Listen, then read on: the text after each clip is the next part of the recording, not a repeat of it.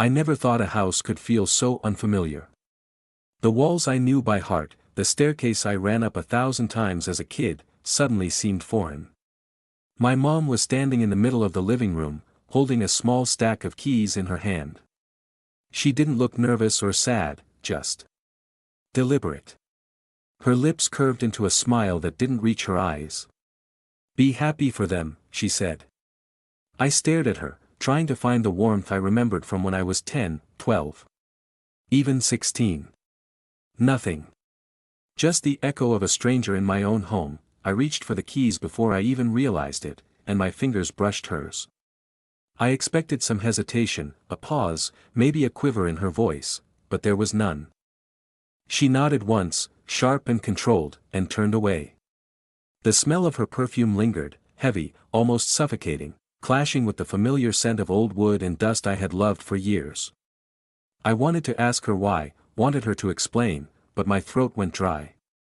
All I could hear was my own heartbeat, pounding like a warning. The house was empty otherwise, quiet except for the soft hum of the refrigerator in the kitchen. I wandered through the rooms, touching the banister, the walls, anything that might remind me this was still mine. It didn't help. Every corner seemed to whisper that she had already decided who mattered, who didn't, and I wasn't in that equation. And in that moment, I realized something that would haunt me for years. Losing my dad had been painful, but losing my mom, losing her approval, her presence, felt like something I could never recover. Before Dad died, life had a rhythm I didn't fully appreciate until it was gone. The morning smelled like coffee and toast, his old leather wallet on the counter, Mom humming some song I never learned the words to. Even on the hardest days, there was laughter bouncing between the walls, small arguments that dissolved into teasing, and the kind of ordinary comfort I didn't realize I was memorizing. Dad's laugh was low and warm. Mom's hand always found mine in the kitchen, even when I was just a kid trying to pour cereal without spilling it. I remember the little rituals, Saturday pancakes, the way Dad always left the backyard gate slightly open so the dog could run out, Mom sneaking cookies into my backpack when she thought I wouldn't notice. They were subtle things, gestures that didn't scream love but felt like gravity, keeping me tethered to them, to home. Sometimes, I'd sit on the staircase, listening to their conversations from the living room, feeling like I was eavesdropping on a world that would always protect me. I thought it would never end. After he died, it all changed.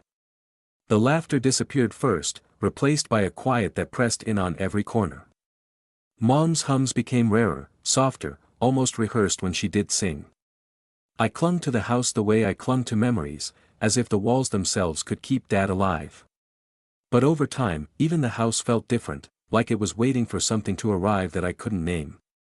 And then she did arrive, or someone new did.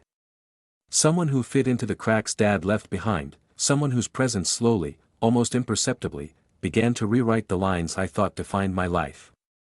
It started with dinners that felt slightly off, a room that didn't feel like mine anymore, and moments where I caught her watching me in a way I couldn't read. It wasn't overt, just a subtle shift, like the air had changed, and I didn't know if I was imagining it. After Dad passed, I learned to find comfort in the smallest things, almost as if they were fragile lifelines back to the life I used to have. A morning coffee on the porch, sunlight spilling across the floorboards, the way the wind rattled the old windows just enough to remind me the house was alive, these little moments became my quiet refuge. I'd sit there, staring out at the yard, tracing patterns in the grass, imagining Dad walking by or Mom calling my name for breakfast. It was nothing dramatic, but it grounded me in a world that had started to feel unstable. I collected memories like small treasures, the scratches on the banister from when I learned to slide down it too fast. The chipped paint on the kitchen door from when Dad had leaned against it, laughing at my clumsy attempts to reach the cookie jar. Even the smell of the laundry detergent she used, the one that lingered for days, felt like a tether.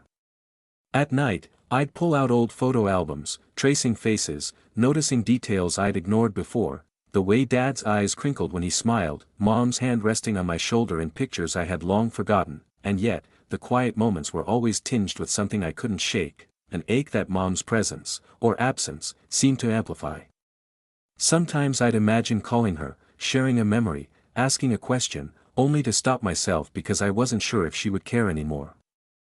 I'd wander through the rooms, letting my fingers brush the furniture, half expecting her to appear at the doorway, smiling like she used to, as if everything was still normal. It was in those small joys and private rituals that I clung to what little normalcy remained. I didn't know it yet, but those moments were training me for patience, for endurance, for the long stretch of invisible distance that would slowly grow between us. And for the quiet grief that was about to become far more complicated than anything I'd experienced. It started with small things I almost didn't notice at first. Mom's phone would ring, and she'd step into another room without explanation. Conversations I thought we'd have casually now felt measured, like she was choosing her words carefully. Sometimes she'd glance at me with that same practiced smile, and I'd swear I saw a flicker of something unfamiliar, something I couldn't name. Dinner became a minefield of pauses. She'd ask about my day, but her tone carried an edge, almost impatient, as if she were skimming for details she didn't really want. One evening, I mentioned a memory from Dad, something silly, about him burning pancakes and laughing at himself, and she just nodded. A half-smile on her face. "That's nice," she said, and then moved on to talk about the new renovations she'd been planning. I felt a sharp pang, like the air itself had shifted, and I realized I was no longer part of the story unfolding in my own home. It wasn't dramatic, nothing anyone else would notice.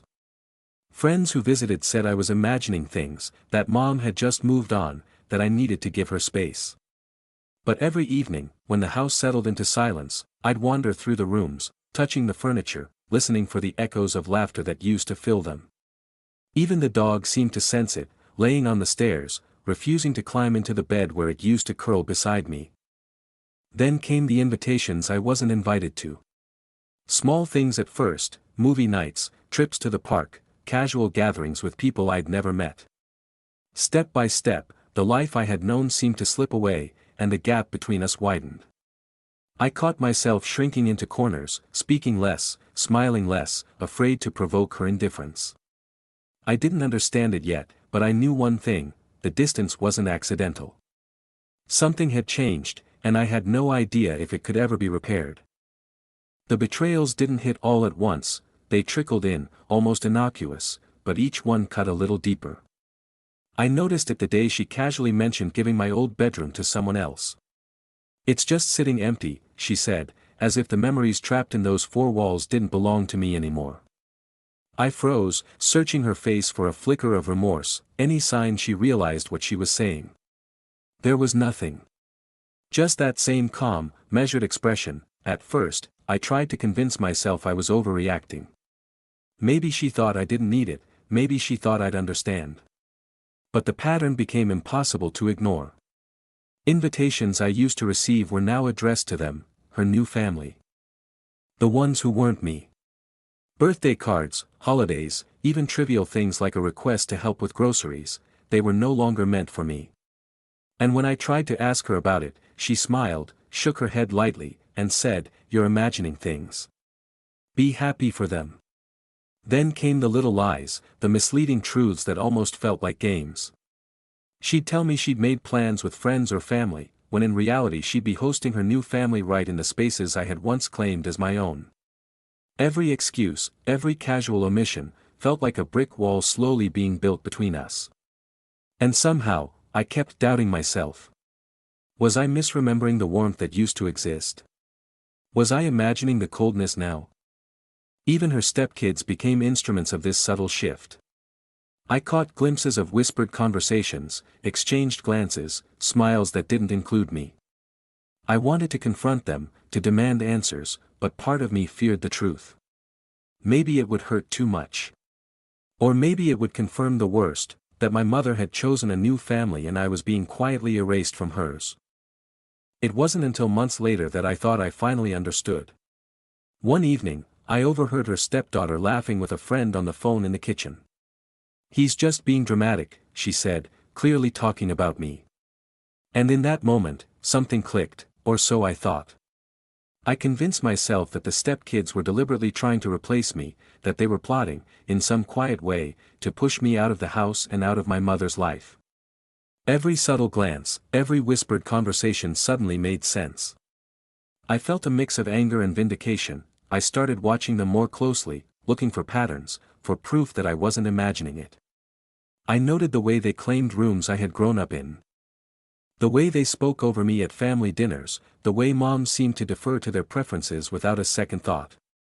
It all fit the story I had been telling myself, that I was being replaced. I even confronted one of them once, trying to force an explanation. Their response was a shrug and a careless, "We don't mean anything by it. You're overthinking things." That only confirmed it for me. For a long time, I carried that belief like a shield. It explained every cold gesture, every missed invitation, every tiny betrayal. It made the distance feel deliberate, the erasure intentional. And in a way, I felt a grim satisfaction in believing I had seen the truth. At least, that's what I thought. Looking back now, I can see the subtle cracks I ignored, the hesitations, the awkward pauses, the way some of their words didn't line up. But at the time, the false revelation felt complete. I had an explanation. I had clarity. And for a brief, fleeting moment, it felt like I could finally make sense of the chaos around me, even though that sense would prove to be completely wrong. After months of believing I understood the situation, doubt began to creep in. It started subtly, an offhand comment from Mom that didn't quite fit my narrative, a look in her eyes that wasn't as cold as I'd imagined, a hesitation in the stepkids' voices that felt genuine rather than calculating. I couldn't decide if I was finally seeing cracks in the story I had built for myself or if I was spiraling, imagining kindness where none existed. Some nights, I'd lie awake replaying conversations, analyzing every inflection, every pause. I remembered moments when she used to brush my hair from my forehead, moments when her laughter had sounded real and not rehearsed. Did those things mean nothing? Had I misread her all along? Or had they just been fleeting echoes of a mother who had already begun to drift away from me? The line between memory and imagination blurred until I wasn't sure what I could trust. I tried to talk to friends about it, but words failed me. How do you explain the slow erosion of someone you love without sounding paranoid? They told me to step back, to breathe, to let go of imagined slights. But the harder I tried, the more my mind circled back to those tiny betrayals, the missed invitations, the cold, measured smile that haunted me every time I walked into the living room. Even the house felt different now. Rooms that had once held comfort now felt like stage sets for a story I wasn't allowed to be part of. I questioned my own reactions. Was I sensitive, needy, too attached? Or was there really a deliberate distance being imposed? Every memory became a suspect. Every gesture a puzzle piece that could fit either way. And in that ambiguity, I realized the hardest part wasn't being pushed aside, it was not knowing why, not knowing who had chosen it, or if it had even been a choice at all. The exclusion became impossible to ignore. Small things at first, passing mentions of plans I wasn't part of, laughter spilling from rooms I hadn't been invited into, subtle glances shared between Mom and her new family that didn't include me. Each incident was almost too insignificant to matter, yet together they built a pattern I couldn't deny. The more I noticed, the heavier the house felt, as if the walls themselves were closing in, whispering that I no longer belonged. One evening, I arrived home to find the living room transformed. The furniture had been rearranged, pictures replaced with new ones I didn't recognize, and on the mantel sat a small collection of trinkets I knew weren't mine. My mother was in the kitchen, laughing with her stepdaughter over something I couldn't hear. I froze in the doorway, trying to decide whether to interrupt or retreat. When she glanced my way, her smile was polite but fleeting, as though acknowledging my presence was a duty rather than a desire. It wasn't just the physical spaces. Even conversations became minefields. Comments meant to include me were often redirected mid-sentence to someone else, plans I had assumed were shared were quietly altered. Birthdays, holidays, simple decisions, all became reminders that I was no longer a priority. And yet, she never said anything overtly cruel. It was the absence, the gaps, that hurt the most. I started leaving the rooms when they gathered, pretending to be busy, all the while collecting evidence of my own erasure, overlooked invitations, whispered secrets, small smiles that weren't meant for me. And as the days passed, a sinking realization took hold: this wasn't a misunderstanding or a mistake. Something had shifted permanently, and I was being deliberately excluded from the life I had once known. But why? And how far would she go to make it seem natural, even justified? The questions haunted me, gnawing at the edges of every quiet moment. It wasn't until much later that I realized how many signs I had missed. Little things she said in passing, notes left on the fridge, offhand comments that I had dismissed as inconsequential, they were all there, hidden in plain sight. I remembered the birthday card she had given me that year, folded carefully but unsigned, tucked between a stack of mail. I had barely glanced at it, assuming it was another instance of her being distracted or busy. But now, it felt deliberate, a subtle message I had refused to read. Then there were the voicemails I had deleted without listening. I told myself they were spam or unimportant reminders. One contained a quiet voice saying, "I hope he's okay." Followed by a pause and a laugh that didn't sound cruel, just careful. Another was a misdirected text from one of her stepchildren, meant for someone else, apologizing for something I wasn't aware of. I had ignored it, filing it under not my business, yet each one now struck me like a whisper from a truth I had refused to face. Even the house itself had been sending messages. A photograph tucked behind the couch, a drawer left unlocked with small notes inside, little traces that hinted she hadn't completely abandoned me, that she was trying to communicate in ways I hadn't been ready to see. But I had been too focused on what I thought was betrayal, too wrapped up in the narrative I had constructed. To notice these signs, the cruelest part was that all these clues had been there for years, waiting for me to notice. And when I finally did, it wasn't relief I felt, it was shock, disbelief, and a gnawing frustration at my own blindness. Every subtle gesture, every quiet word I had dismissed, pointed towards something I could never have guessed. Something that would turn everything I believed on its head. It came in a message I wasn't expecting, years after the quiet fractures had become my reality. One of her stepchildren, someone I had long considered an adversary, reached out with an apology. At first, I ignored it, certain it was another polite dismissal meant to soften the edges of my own hurt. But something in the words stopped me, a hesitant, trembling sincerity that felt too raw to be performative. I opened the message fully, and my world shifted. "I'm sorry for everything," they wrote. "I know we made it seem like you were being pushed out. But it wasn't us. Mom. She told us things that weren't true. She made it seem like you didn't want to be part of our lives, that you had already walked away. None of it was your fault." I reread it, disbelief twisting in my chest. The story I had built, the years of believing I had been deliberately erased, was unraveling in a single paragraph. Mom hadn't chosen them over me, she had lied to everyone, crafting a narrative that painted me as the one who abandoned the family she had once promised would never change. The anger that surged was nothing compared to the shock. Every cold gesture, every slight, every gap I had felt in my life now carried a weight I hadn't anticipated, betrayal, not just of a child, but of the entire truth. I spent hours rereading the message, looking for hidden meanings, expecting some catch, some twist I could cling to. There wasn't one. The truth had come from the person I had least expected, the one I had believed was part of the problem. And in that revelation, the years of doubt, the quiet grief, the small joys turned bittersweet, all collided at once. I realized that the distance, the coldness, the sense of erasure, it had all been built on lies. Lies my mother had told to manipulate the narrative, to control how we all saw her choices. And suddenly, the person I had blamed for years, the stepchild, the house, even myself, faded, leaving only the truth I wasn't sure I could face. After reading that message, I couldn't sleep. I wandered through the house in the dead of night, touching the walls, the banister, the furniture, anything that felt familiar. Every memory I had of my mother, every quiet moment I had clung to, suddenly carried a new weight.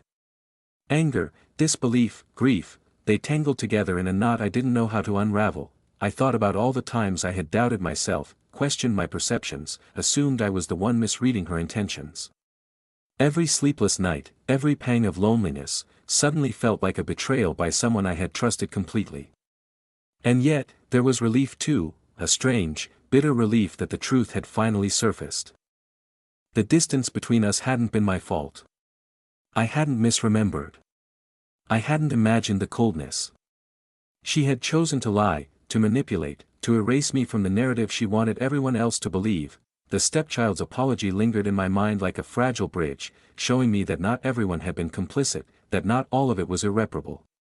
And yet, the thought of confronting Mom filled me with exhaustion and dread. How do you face someone who spent years carefully rewriting history, making you question your own memories, and yet still holds the power to charm and manipulate like nothing happened? I went through old letters, photographs, even voicemail recordings I had saved. Each one felt both precious and deceptive.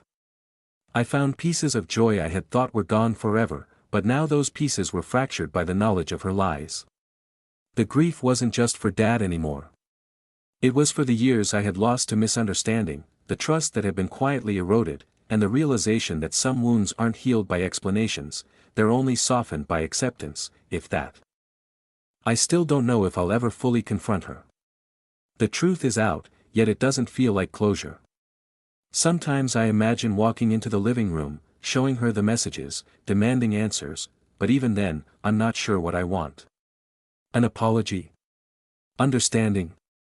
Or just the acknowledgement that years of my life were quietly rewritten. The house is quieter now, though not in the way it was before. The silence carries memories and truths I can't ignore. I catch myself lingering in rooms, running my fingers over surfaces, replaying moments both real and altered, trying to untangle what she let me hold on to and what she deliberately hid.